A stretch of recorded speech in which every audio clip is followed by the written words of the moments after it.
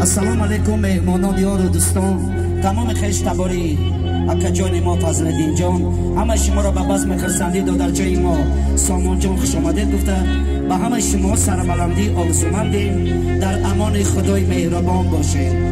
داماد و عروس با همدیگر پیر شوید، در عالم عشق خود جهانگیر شوید، 100 ساله شوید و حد از هم پیر شوید. هر سال در این خانه دو سه توی شود، مانند خواهر جان و سامان جان چگونه خوشروی شود، 100 ساله شود و بعد از آن پیر شود. از طرفی هم سیپا، هم کارا، یار و دوستا، هم کشلاقیا، مهمانان نورآباد خواهشمندیم برای بزرگی فضلالدین جان و سامان جان یک قرصک بردمام برساب شود. بهترین قرصکا با تشبوس فضلالدین جان به اینجا حضور آمدیم. از نام فضلالدین جان تمام خیشتبا را به این بزم خوش آمدید گفته به همه شما سربلندی آرزومندیم. اگر امکانات باشه فضلالدین جان یک دقیقه نزد ما. سلام علیکم اکای فضلالدین جان، زنده باشین. همه شما میدونین که ما خطیب فضلالدین جان چندین سال شد اکا و دادر قیامتی هستیم. ما توی سنتی سامان جان و پسری کلوز ساربان جان گذراندیم. با توی زنگیری ساربان جان این روز آمده توی سامان جان و در توی نبیراش خواهشمندیم که همین بزم خرسندی باشه. ما خدمت تیاریم، بگذار که در خانه همین دوستی ما هم وقت خرسندی باشه. یک مهمان رو خوش آمدید میگفتی و بعد ما با سعودی مادر باز ما آغاز میکردیم. چی گفت حاجی جان؟ یک خوش آمده که مهمانان نورآباد، مهمانان همه قشلاق. سلام علیکم مهمانان از دور و نزدیک آمده، همه شما رو به این روزی دامادی عروسی پسرم که دیمگی خانه داشت نیستید، همه شما مبارک بودی میگم. خوش آمدتان. چی کمودی باشه بخشش، خیلی توی به کمودی نمیشه. بله. حاجی جان رحمتی کلام که من امروز چندم چهارم توی هم گویم میشه. حاجی جان دم خدمتی مویای هزار رحمت سنت من پسری حاجی جان، همه کسی خوش آمدتان. این فهمید که این مردک درسته، همه دونه شده یک قرصکی بردوام. فدیه جان زنده باشین. مرمت دو مادر به جای خود نشینید. سرود اول موافق طلب سرشماری اپا جانا، خواهر جانا، مادر جانا در بس مادر، بعد برقص بازی ما در خدمت شما ای بندگان خدا.